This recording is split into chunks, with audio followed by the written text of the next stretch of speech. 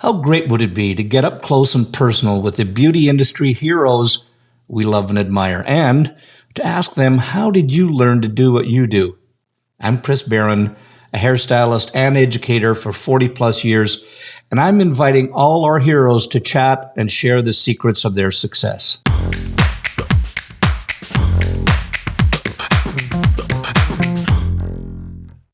Well, my friends, welcome to another episode of Headcases. And today's guest, as you'll figure out from her passion and energy, that she is truly a firecracker of the salon industry. The systems, strategies, and support she shares have helped owners reach seven-figure success and the service providers achieve six-figure incomes without getting burnt out. She's empowered thousands of professionals to shatter limitations, skyrocket income and profit, and build thriving, freedom-based businesses. She's a dynamic speaker, master transformation coach, and an industry disruptor. She'll share with you how to unlock the champion within yourself. She is the founder and CEO of Inspiring Champions, one of the most respected and influential coaching companies in the professional beauty industry. So let's get into this week's Headcase, Lauren Gartland. Lauren, it is an absolute pleasure, and we're honored to have you on here. And like I said earlier, we feel we're not worthy because I want to let the listeners and viewers on to know that, firstly, is we just met at Premier Orlando, and I just found you, so captivating that I just had to have you on Headcases, and it was just so. Number one, it's a real pleasure. Wow. Thank you, Chris, for the incredible introduction and for those kind words. And I want you to know it is I that is truly blessed and honored to be here with you today and all your amazing champions listeners. And I'm so excited to talk about what I truly believe is today one of the most relevant and vital topics of our time. And it's how to unlock the champion within, especially when we're paralyzed by fear or we're at the risk of failure and we try to it's just going to hold you back. And I've seen it over and over with all my coaching clients, with so many of our clients that I'm on the phone with every single day. And so to me, I've never seen this at such epidemic heights. You're right. And I think that if we can just be honest, that when any of us really even think about stepping outside of our comfort zone, that inner critic just starts going crazy in our head. And it is loud and it is fast in being able to tell us all the things we don't want to hear, like you're not good enough, you're not smart enough, you're too old, you're too young, you're not qualified, you're overqualified, this will never work, you're going to fail, blah, blah, blah. It's that inner critic just going crazy in our head. But too many of us are listening to this are probably very familiar with exactly what I'm talking about. We're talking about that voice, the inner critic. It is one of what I believe the biggest obstacles any of us will face. Yeah. It's not the failure itself, but the fear before we even begin, the voice in our head. So today, what's really important to me is I want to show you, all your listeners, how you can quiet the voice, how you can rise above the fear, that you can rise above your past failures, and that you can step fully into your calling. Yeah, thank you. And I have to, first of all, I think that for the listeners and viewers right now, you'll know why. You can already see with the energy that I don't know where you get all your energy from, but I want to lay this down first. I'm trying to be really cool. I'm laying this down. I think it goes, you're supposed to pick it up or something like that after. But what I think is so remarkable is how I want people to listen to these figures first, is how that you've helped owners get seven-figure success And as importantly, the stylists that are working for them, the service providers that are working with them each and every day, you've helped to get them to six figures. And, which I think is remarkable in our industry. And one of my pet peeves is two things. Number one is sometimes we get them to six figures and then they burn out. Yep. People get burned out. And the second part is just when parents come into schools and they look at, because their kids has wanted to become a hairdresser all their life, and they wanted to be a hairdresser, and then their parent says no, no, no, or they acquiesce and just say, well, I'll let you do this till you get a real job. And they don't understand. If people could listen, as an owner, seven figures, as a stylist, six figures, taking home more than they're probably some of their doctors and lawyers and other professionals that are out there, that's a hell of a feat. Yeah. That is one hell of a feat. And I want to go there in just a short bit, but could you just, I think that if people can relate, if they can understand your hair story, and I loved when you and I had that conversation and you related to me, could you just give them just a brief kind of history of how you got involved in hair? Absolutely. So really, before I can share the tools to overcome fear of failure, I did want to take you back to the most painful chapter in my life, my own personal rock bottom. We've all had a rock bottom, but I will never forget mine, because this is the story of my greatest failure. And it's how God turned my pain into purpose, from being completely homeless to transforming thousands of lives. This journey started in the most unexpected way. So I'm going to rewind the clock and go back 30 years. So 30 years ago, at this point in my life, I literally had no passion, no purpose, no direction. I was just trying to figure out who I was, where I belonged in the world. And to be honest, I felt completely lost. And so I did what I guess a lot of people do when they're searching. I decided there's no place like home. So I decided to fly from where I lived in San Diego to my home in Minnesota to visit my family, and with the hopes of gaining clarity and maybe even a sign of what direction my life was supposed to go. But nothing life-shattering happened. There was no lightning bolts. There was no revelation. It was just the same quiet confusion until the last day of my trip. And I remember thinking, well, I came home hoping to find my purpose, and I still feel stuck. And then everything changed.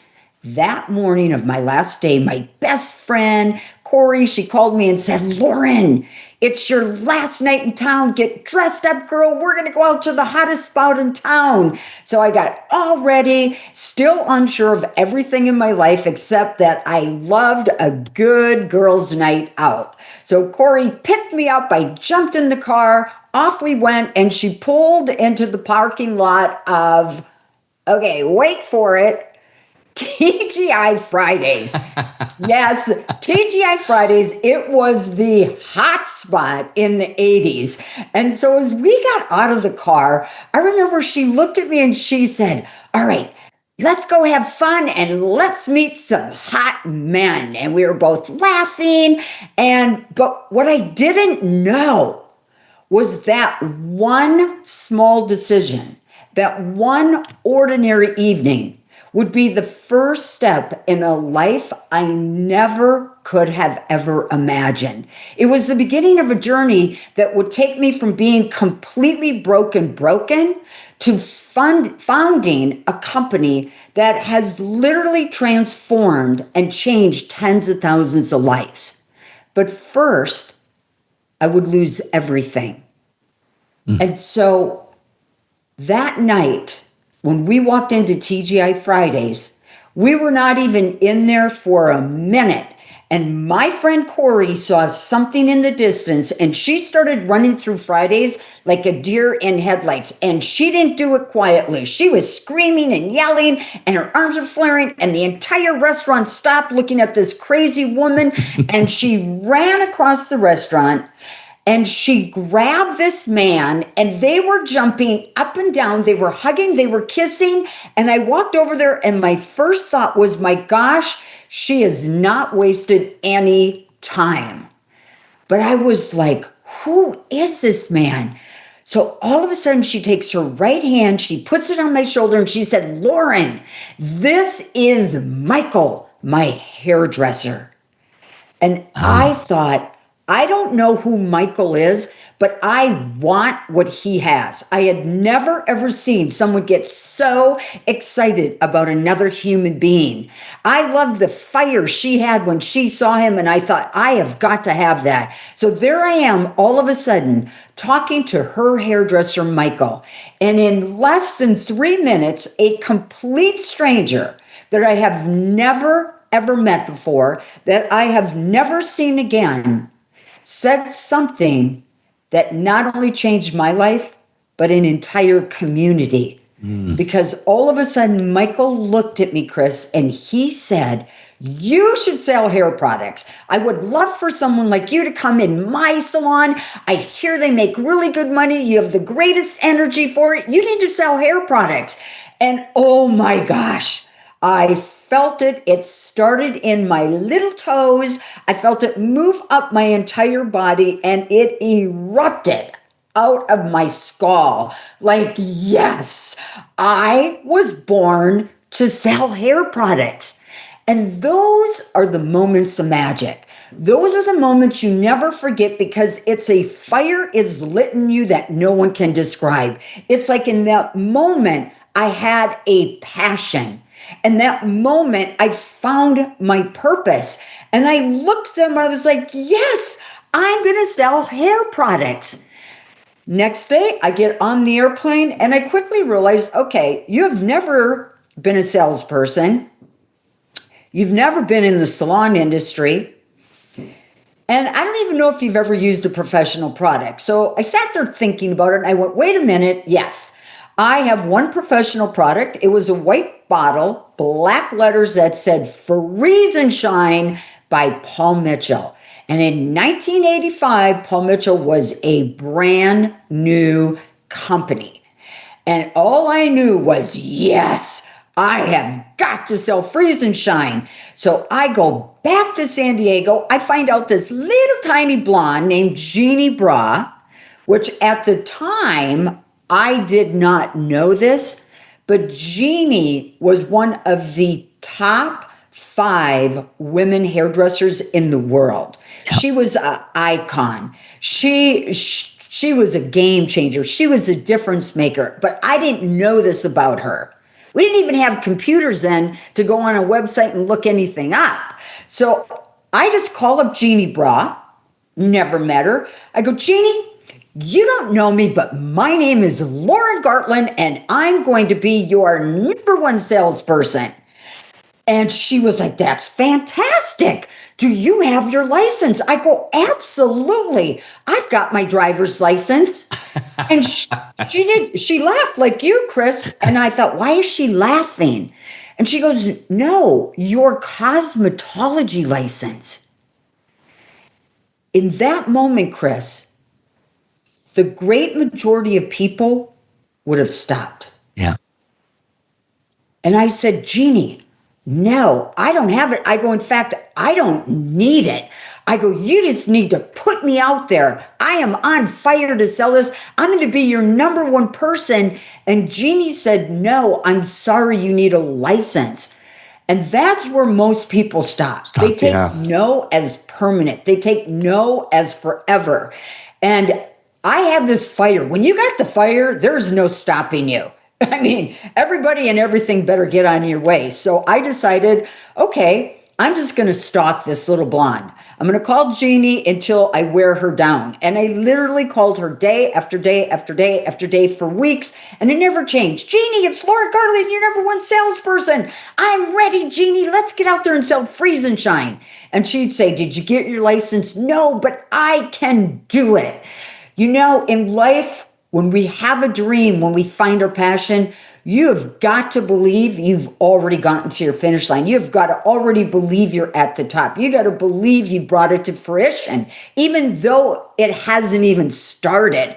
I could see it. I could feel it. I could taste it. It was like standing on the podium getting a gold medal. I wasn't going to give up. So I got off the phone that day and I thought, Lauren, you need to re-strategize, woman. And so I called Jeannie up the next day. I go, Jeannie, it's Lauren Gartland, and today's going to be your day. Well, she had never heard that. That was new. And so she said, great. Why is that? Now, I hadn't really thought it out that far, so I wasn't quite sure what was going to come out of my mouth next. But I said, Jeannie, I'm going to work for you for free for 3 months. And if I'm not your number one person, you don't have to fire me. I'll just leave. And there was that moment of silence where you're paralyzed.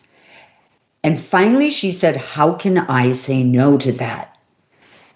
That was a start of a journey I could have never foreseen. I got into an industry, and as I started going out into salons, I realized I have found my tribe. I have found my community. I really connected with these people. I felt like I belonged. It was the most amazing, exciting journey.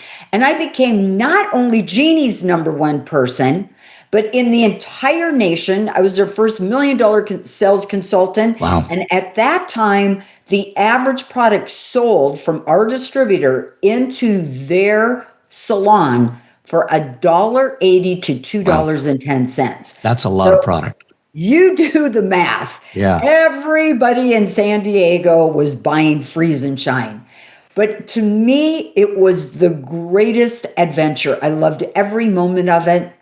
And then I really wanted to go to the next level and become a manager. And that wasn't. Lauren, I want to stop you there just for a Sure. second, because you said something that was so profound that I really want the listeners to listen to. And that was sometimes the power in the word no, and how you said, and I love this, no is not permanent and it's not forever. And even in sales in general, and this is where I want, whether you're an owner that's listening to this, stylist behind the chair, newbie starting out, etc., is in sales, people will often say no 12 times before they say yes. Yes. So if you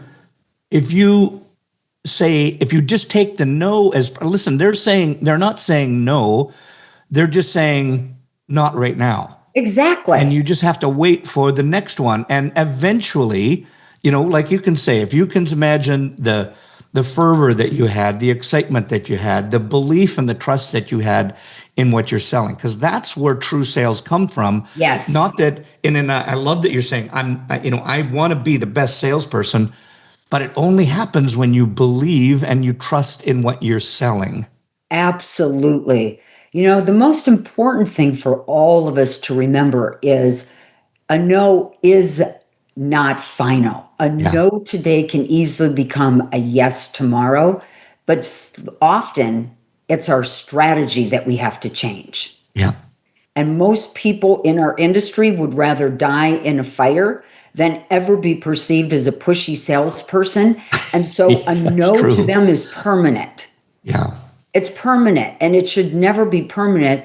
They just haven't learned the skills and the tools, the communication skills and the scripts and the proven systems on how to do it so they would never, ever feel pushy. And, I really saw that in being out in the salons every day. So it started with Jeannie Bra, but where it got interesting was I then took on working for a distributor as a sales manager. Mm-hmm. And he said to me, Lauren, all you have to do is increase our business by 50%. And anyone who knows anything about distributorship, that is a huge increase in a year. And so I just looked at him and I said, we can do it. But what I quickly realized is that I could no longer be the superstar. I had to take everything I had learned on my journey, and I needed to teach his 12 people how to duplicate it, how to replicate it, how to go out there and be unstoppable, how to open doors, how to expand the business they had. And in 1 year and 2 months, we did not have a 50% increase. I increased his business by 269%. And it was so much fun because I was living my passion. I was out there being with the community I loved. But what I realized is my passion wasn't managing people. So I said, I love you, but this isn't my passion. And I think so often people sell out in life Yeah. and don't follow their calling. They don't follow their passion. They give into something too easy just to get by instead of doing what they were put here on this earth to do. I truly believe every one of us were given God-given gifts and talents that we are supposed to give back in this lifetime. And when we don't, we go to our grave feeling like a failure. When we do, we go to our grave leaving a legacy and knowing that who we are made a difference. And so I got approached by a manufacturer and they said, Lauren, we want you to have a distributorship in San Diego. If anybody can put our product on the map in San Diego, it is you. And so of course I was like, yes.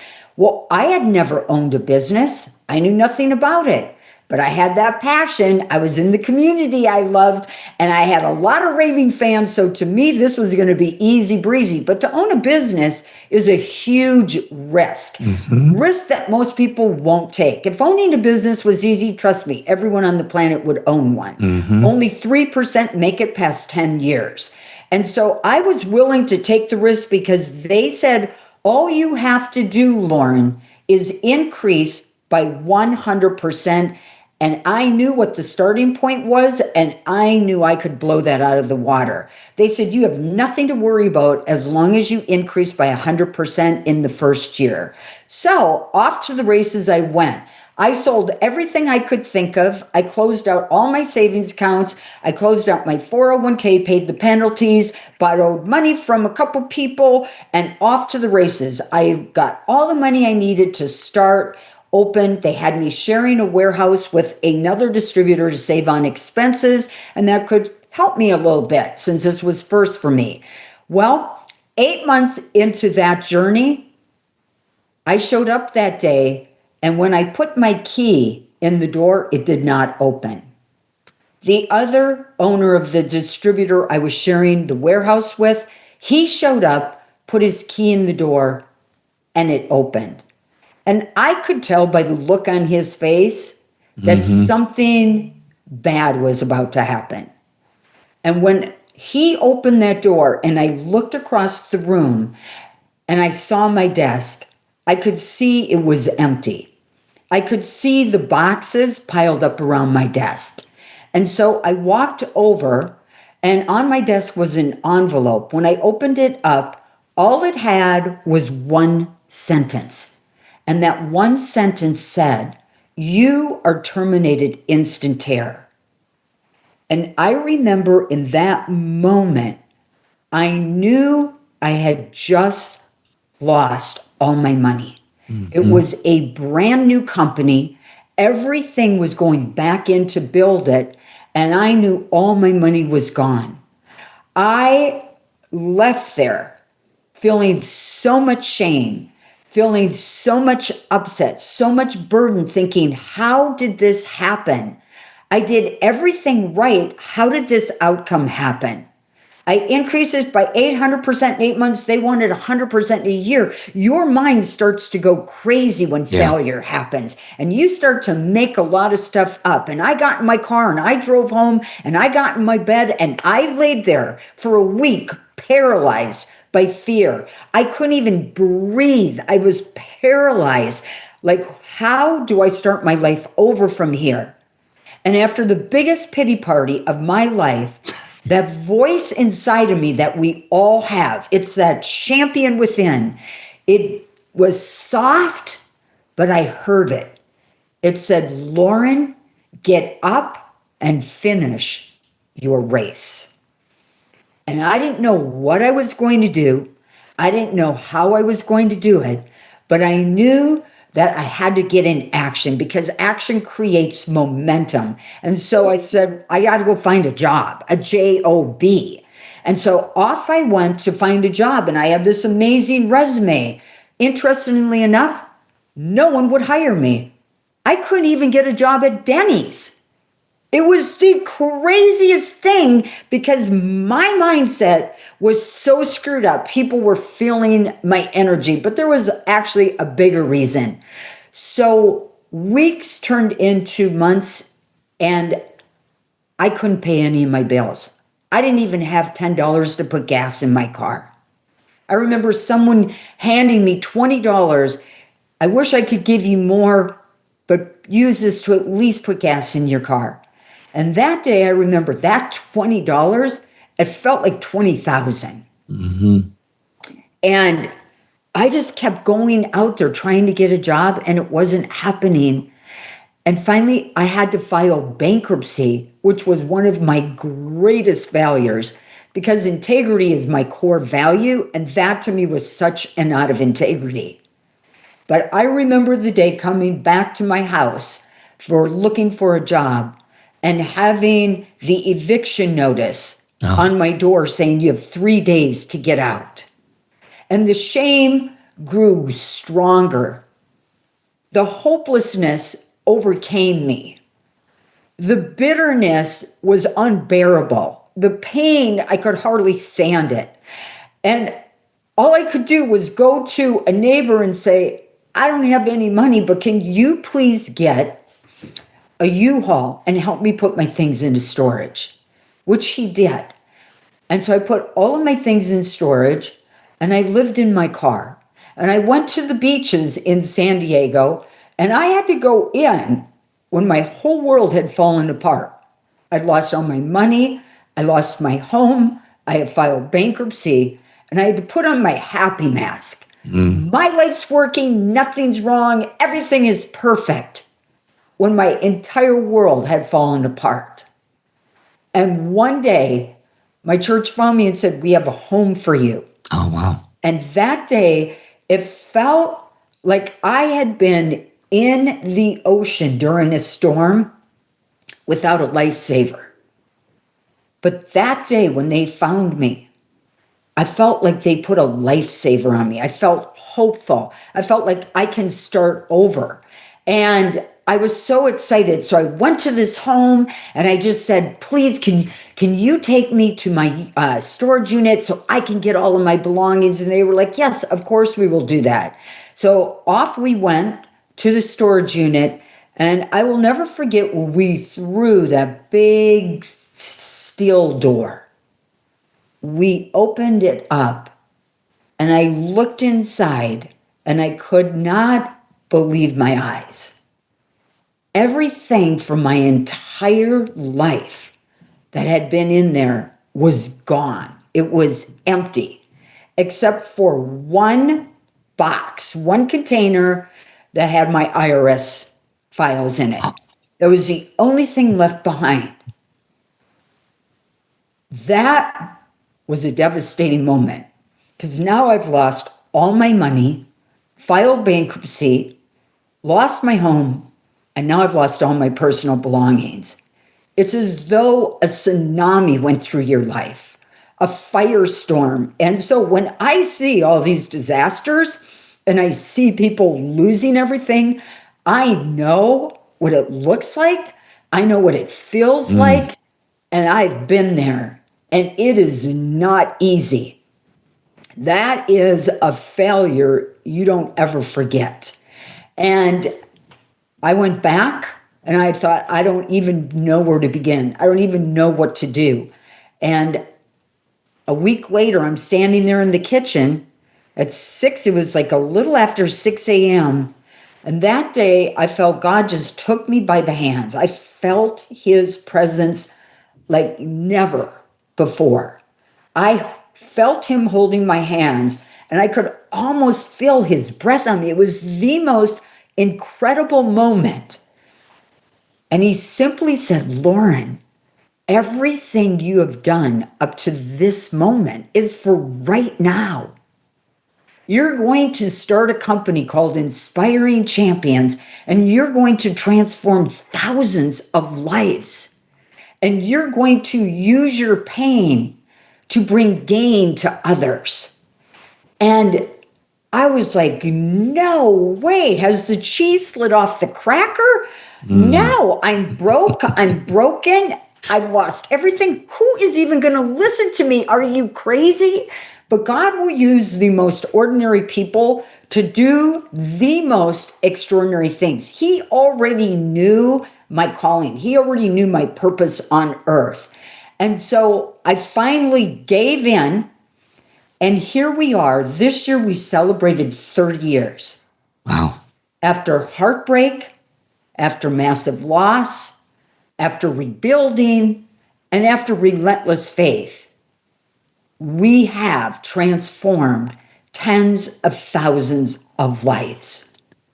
And if I had given up, if I had remained homeless, if I had let my pain become my scars, if I had just given up, none of this would have happened.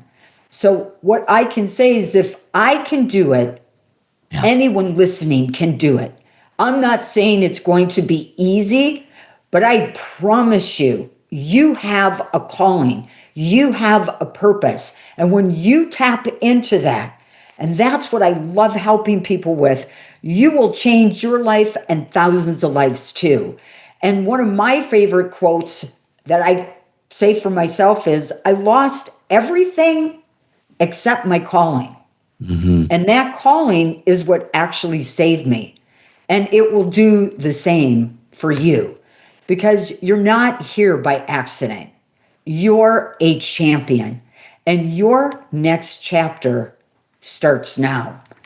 So, Chris, I want to see if you have any questions, and then I want to get into the truth bomb about failure. Yeah.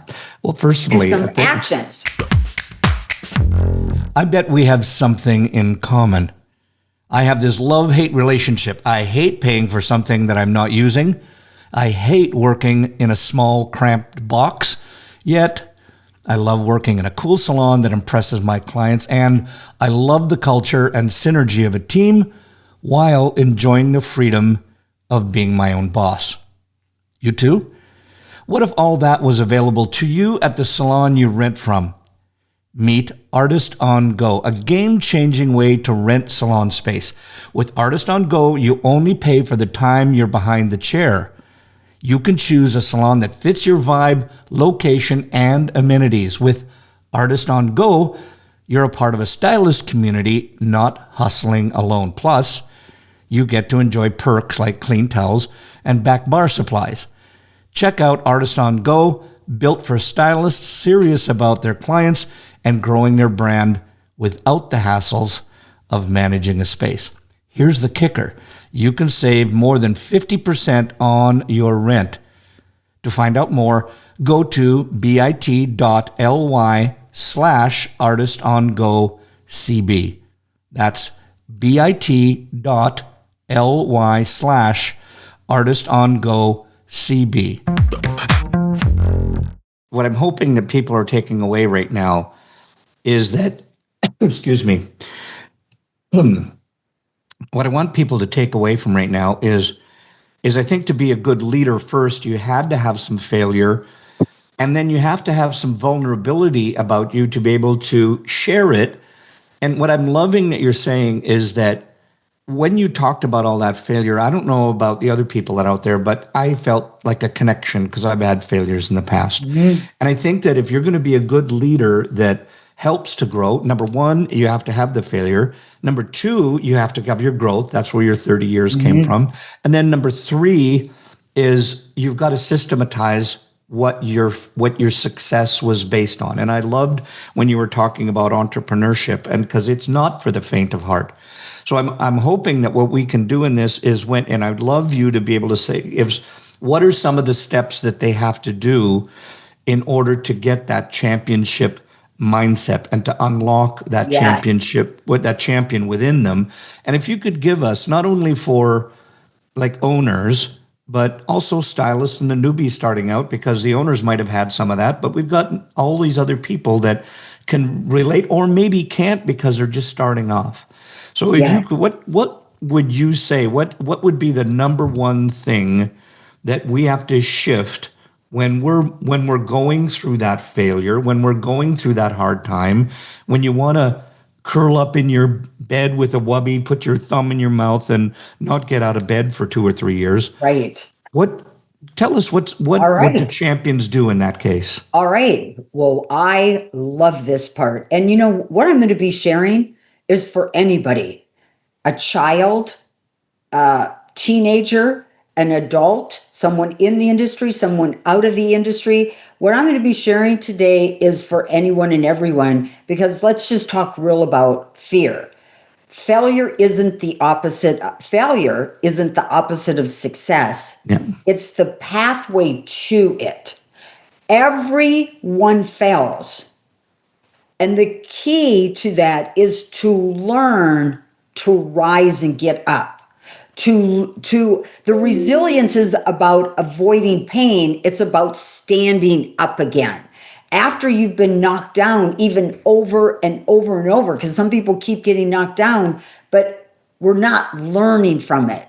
So because fear is one of the biggest forces that keep people stuck, not just in their life, but in smallness. Here's the truth. Fear is not your enemy. It's a signal. Mm. It's a signal that's often pointing you and directing you towards where you're meant to grow. I never see failure as failure, but only as an opportunity to learn. Failure always leaves signals. It always leaves signs if we're willing to listen. So let me give you an example. Earlier, I shared about everything that happened to me and how I started Inspiring Champions.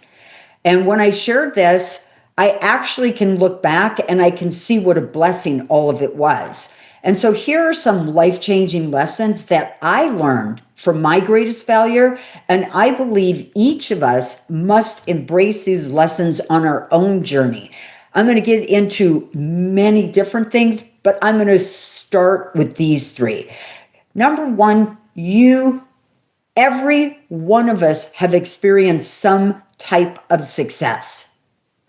And you've got to, if you've made it to the top once, twice, 3 times, you must believe you can do it again. Mm-hmm. You must develop an unstoppable spirit.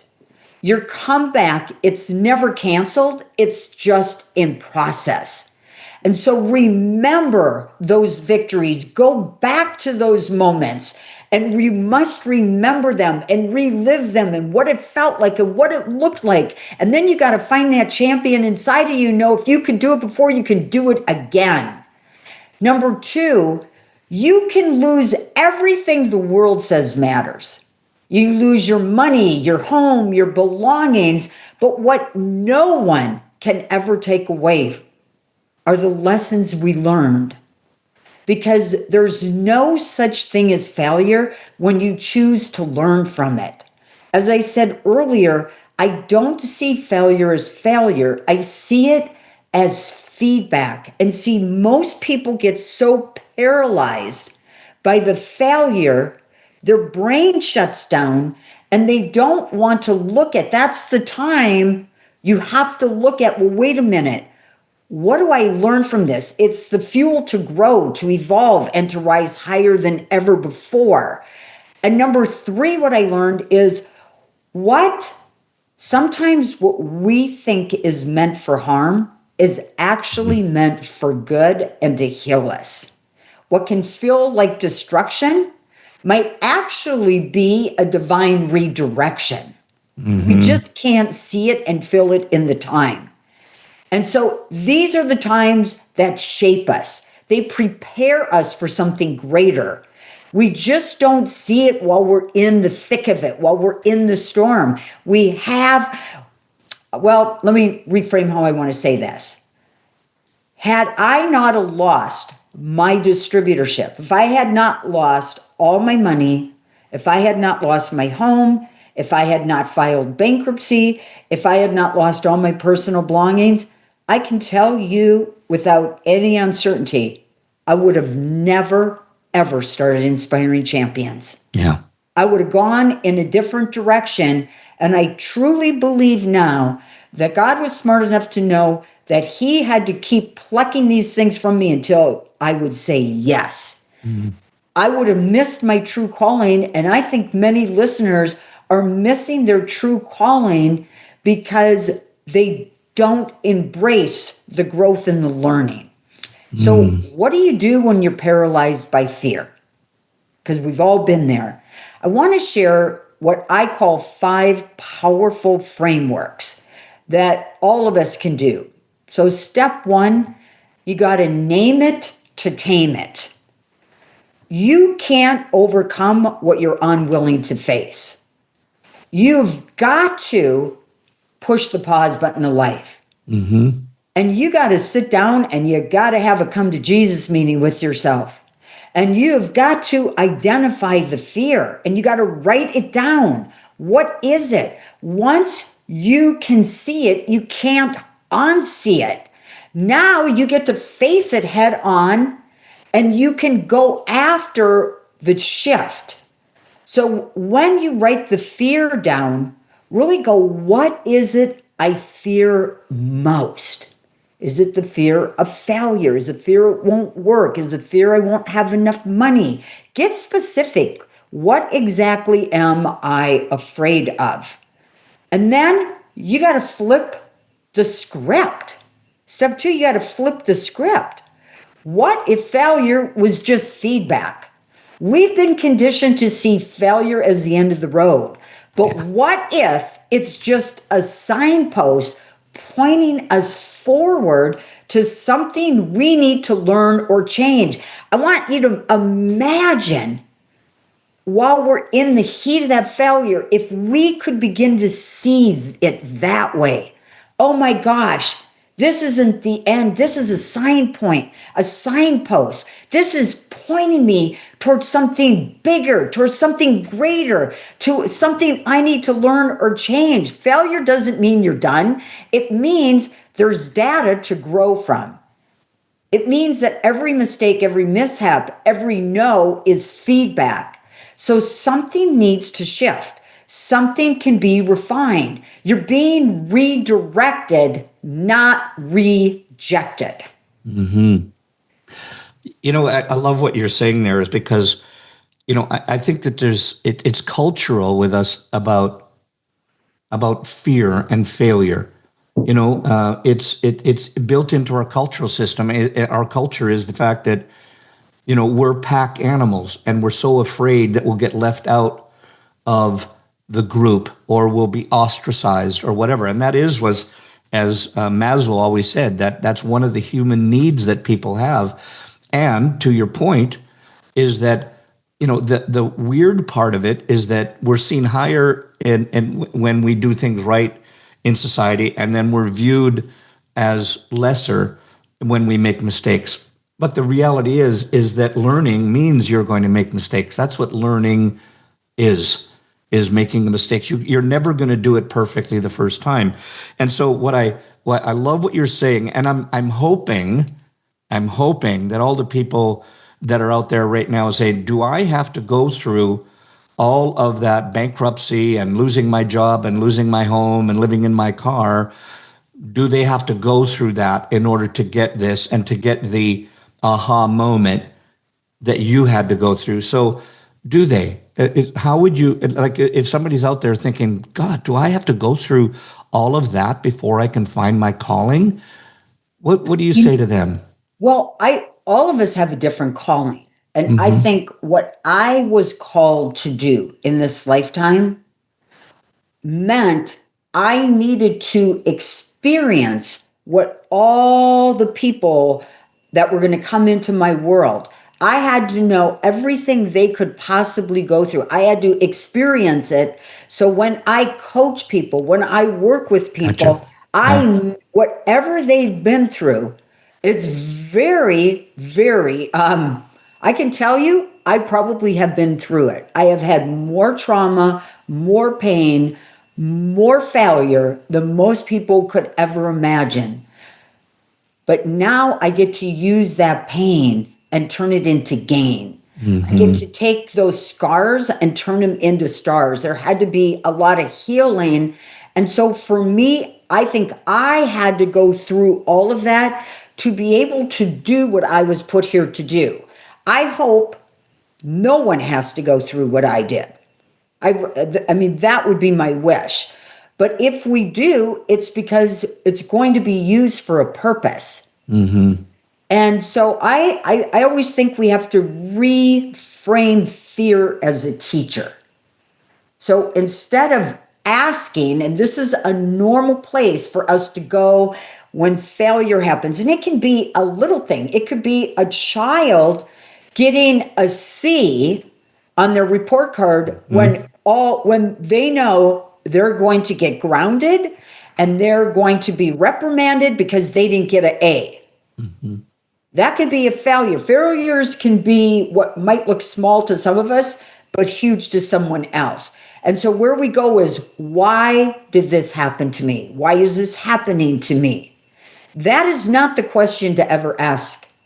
Don't ever ask yourself that. There is a reason. The question you want to ask is, what is this? How is this fear? How is this failure trying to grow me? What is it trying to teach me? It's there for a purpose. Now, some people just make stupid decisions. They just make decisions they should have never made, and now they got to get themselves out of the mess. And so that's a whole different thing. I'm talking about when people do, I did everything right and had bad things happen. I'm talking about I made the right decisions, but didn't have the outcome I wanted.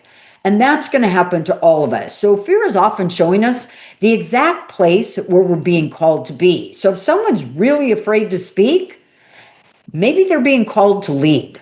Yeah. If someone's afraid to fail, maybe you're meant to build something bold and outrageous.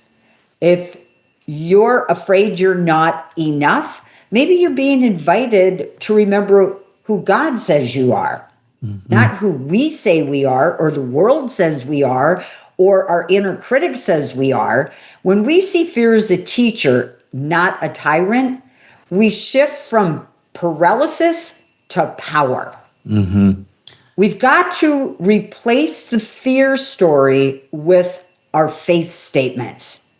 So when fear says, I can't handle this, I can't take anymore, faith says, God has already equipped me for this. When fear says, I'm going to fail, faith says, even if I fail, I will rise stronger. When fear says, this is too risky, faith says, if God brought me to it, he will bring me through it. When fear says, I'm not enough, faith says, I am called, I am capable, I am chosen for this moment. I am chosen for this task. And so I want to give everybody your first vital, I'm going to call it the success work. And here's what I want all of you to commit to. In the next 24 hours, I want you to take a piece of paper and I want you to write down I am statements, or you can call them faith statements. And here's why. Our words shape our world. Your words shape your world. When you speak, whatever you speak, you will believe. And what you believe, you begin to embody. So when you speak lack, you cannot expect abundance. Yeah. You can't speak about how sick you are, how tired you are, how overwhelmed you are, and expect to have extraordinary mental and physical health. It is not going to happen. And that's why the words, I am, these are the two most important words, because whatever follows, I am, is who you become. It is who you program your mindset. And if you grew up with a family, with parents, with mentors, with teachers, with coaches that always broke you down and said, you started to believe, I am stupid, I am not worthy, I am enough. You live that out in your life. And the only way to change it is you got to change the programming with the I ams that speak who you want to be. The I ams are among the most powerful words you will ever say because they're giving permission to become your truth. So whether it's I'm not enough or I am unstoppable, your subconscious doesn't argue. It simply receives it and becomes it. So today, I want you to take your power back. It is your time. Today is your moment. And the first amazing step, this is what I fight with this every day, the demons in my head, the inner critic in my head. There isn't a day that I do not start with my M's, and I say them throughout the day. So your task, your mission, should you accept it, champion, is you're going to write down 25, a minimum. I don't care, write 50, write 100, that reflect not who fear says you are or who someone else said you are. Don't ever let someone else's opinion become your reality. But I want you to write down who God says you are. Speak life, speak truth, speak identity, because the more you declare it, the more you will begin to walk in it. So I can just tell you on my I ams, I am blessed. I am favored. I am a victor. I am unstoppable. I am courageous. I am abundant. I am effortlessly able to pay all my bills and much more. My bank account is overflowing. I am profitable. I am loving. I am respected. I am an extraordinary leader. Wherever your disbeliefs are, you can shift them. You can change your mindset by changing your I ams. And I will tell you, I have coached many, many people through this, and they struggle greatly. They carry their negative I ams like a badge of honor. I'm not letting go of them. And they will live a life of misery. You've got to let go of the past. And the first step to start changing it is to change your I ams. Change the movie in your mind. And you got to say them. Start every day. You get up and you get on your feet and you say them out loud. And at some point, you will have them all memorized. But I need you to say at least 25 on your list. Yeah, what I love you're saying, and I think the one of the things you really makes me reflect on. I'm not sure if you ever remember Dr. Mark Victor Hansen. He was the one with others that started the Chicken Soup for Your Soul and all of those books. Mark Victor Hansen. Yeah, and I remember him saying this at the time. And I remember when I first read that book, I was probably in the mid 70s. I was 4. But I was a very early reader. But I remember inside that he said that it's not only physical, a mental, but it's physical. And what he said was this, is your brain doesn't know the difference between imaginary and real. So if whatever you tell yourself, and what you're saying in a nutshell is, if you say that I'm not wealthy or I'm lacking or I'm whatever, then that's what your brain says. That's who you become. If you shift the script, as you said, and I'm going to quote you on that, is that if you can say, and this is what he said that stuck out in my mind, and we still use it to this day with my wife and I. He said, it's physical as well. He said there was proof that if you get sick and if you say, I'm sick, then you stay sick. But and this is where he said they did studies on it, that if you say, I'm healthy, and you take a breath and you say it like you believe it, I'm healthy, he said that there was a massive rush of white blood cells that came out through your body, which helps to destroy the sickness. So it's not only what you're saying is that it's that mindset, because it's what it is. Its hardest thing to do is change behavior. Behavior is shortest lived, but it's the physical side as well that when you say it long enough, it becomes reality, not only from what your mindset is, but in physically as well. And that's always stood out in my mind. Can you believe it? We're almost at an hour of this now. But what I want is very briefly, I remember you and I talking, and I wanted for you to talk just for a minute on mindset, because I remember when you were talking about helping people get to become six-figure earners or seven-figure success owners. And you talked about that they were in a slump. You said that they'd be there, and then all of a sudden it was going like crazy, and then all of a sudden they're back down in the dumps again. Can you just quickly say what's the shift that they have to do? Okay, well, that was interesting because while I coach people, some people just they skyrocket and they keep going. But I saw too many people that I would grow them very, very quickly to the goals they had, to the dreams they had. We would get them there quickly, and then I would notice they would go down. Like their numbers would go down. And then I'd sit there and think, what the heck just happened? And then we'd go back up again. I'd get them back up. And then all of a sudden they go down. And as I started to see this pattern, not with one person, not with two, but several, it hit me, oh my gosh, their mental thermostat is set at 65, but they want to be at 100. And wherever your mental thermostat is set, you can never go above that. And so I work with them on things to do to get their mind healthy. Until you get your mind healthy, it's impossible to go to the next level.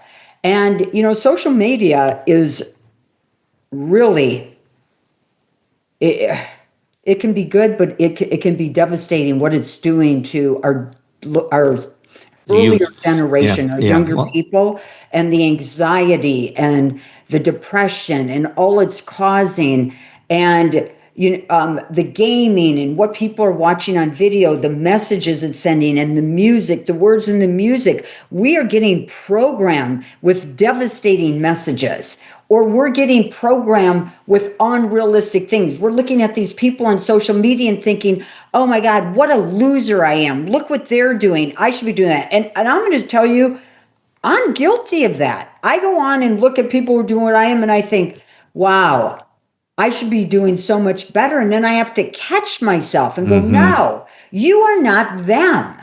You are who you're put here to be. You be the best version of you. So I really started working. I said, you know what? We can't work on your business right now. We're pushing the pause button. Yep. This isn't working.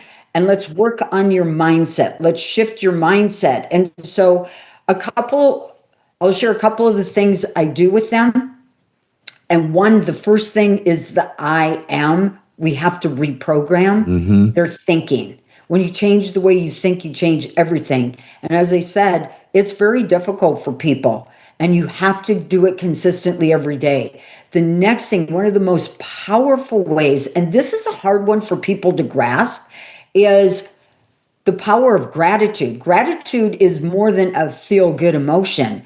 It's a force that rewires your brain. It calms fear and it builds resilience. So when we focus on what we have rather than what we lack, our entire perspective, it can shift. So fear and gratitude, they cannot coexist together, because gratitude brings you into the present. It grounds you in the truth, and it reminds you that even in the storm, there is still something good, where fear will just paralyze you and take you out. And so gratitude doesn't ignore pain. It empowers you to rise above it. When you're feeling stuck, when you're feeling overwhelmed or afraid, gratitude is often the fastest way forward. So the next success work I'm going to give all of you is I want you to write a minimum of 25 things that you're most grateful for. Because on your journey to the top, nobody climbs Mount Everest in one leap for mankind. Of course. It's micro movements. It's just one step at a time. So courage is built in motion. We have to be in motion. We have to do things that will take out the stinking thinking, that will take out the negative. And the two most powerful things are to speak the I ams of who you truly are, who God says you are, who you want to be in the world, and say them. You got to catch yourself. When you're saying, oh God, I'm so stupid, you got to catch yourself. And it's like a computer, push delete. And you don't have to figure it out. You just have to move. So I want to talk real quick and end with morning rituals. 5 steps to win your day, to reposition your mindset. Because I said it earlier, when you change the way you think, everything changes. And if you want to win your day, you got to win your morning. It's not about getting up and pushing the snooze button 5 times. It's about you getting up and preparing, putting on your shield of armor and preparing to go out and win your day no matter what happens. So number 1, I always begin my day with prayer. There's no better way to overcome fear than with faith. You can't have both. So start your day getting grounded in whatever it is for you, your divine connection and confidence. Number 2, and get a journal to write these in. Put down, what are the top 3 things I most want to achieve today? And make them goal achieving, not stress relieving. Choose actions that will move the needle and not just manage chaos. So pray, write down, here's the 3 things I'm committed to today, and put them in order of priority. Most people have, and I'm guilty of that, I'll have like 30 things on my to-do list, but I look at it and I go, well, wait a minute, but what of all of this, what are the top 3 things I'm going to really focus on and make my top priority? Number 3, don't skip this. Read your I am list out loud, and read it with purpose and with conviction.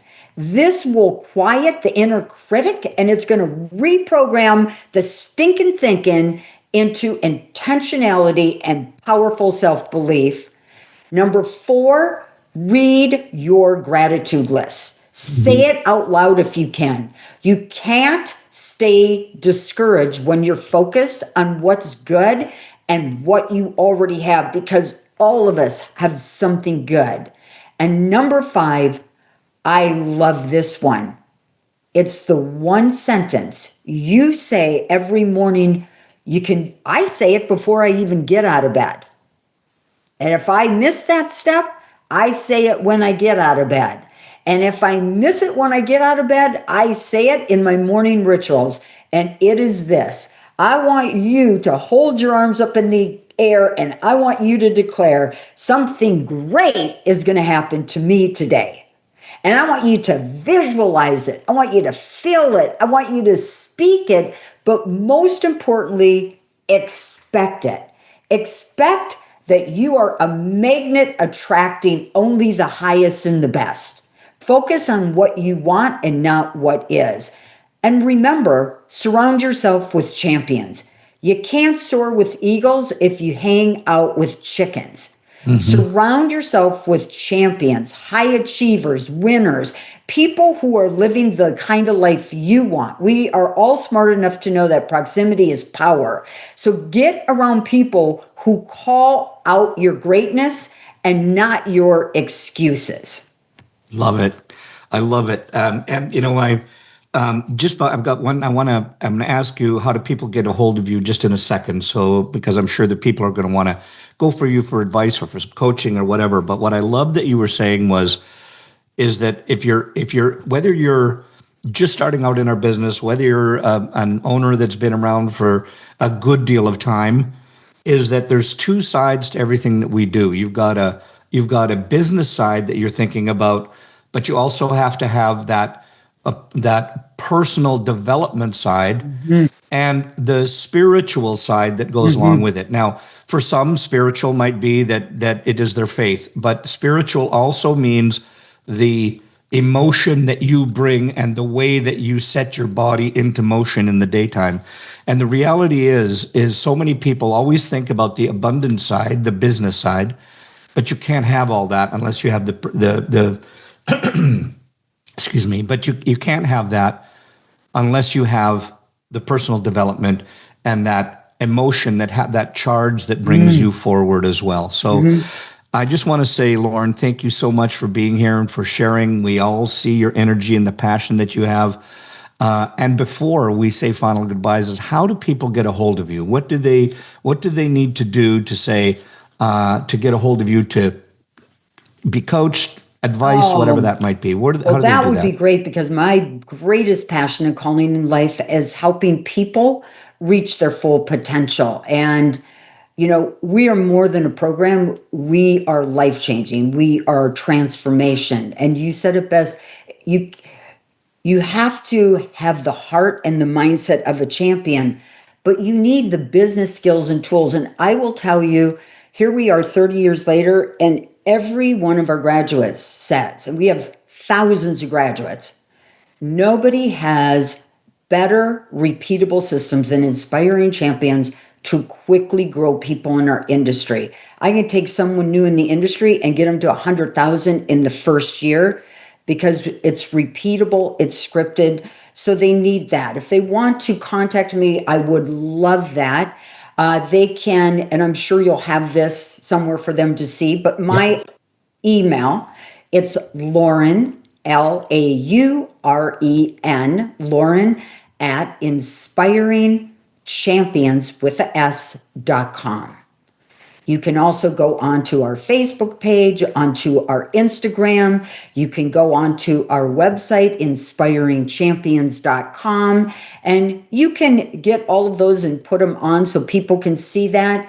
But if you're looking to change, if you're looking not just to grow your business, but for real transformation inside and out, I'm your woman. I'm the queen of inspiration. I'm the queen of inspiration. I'm the transformation coach.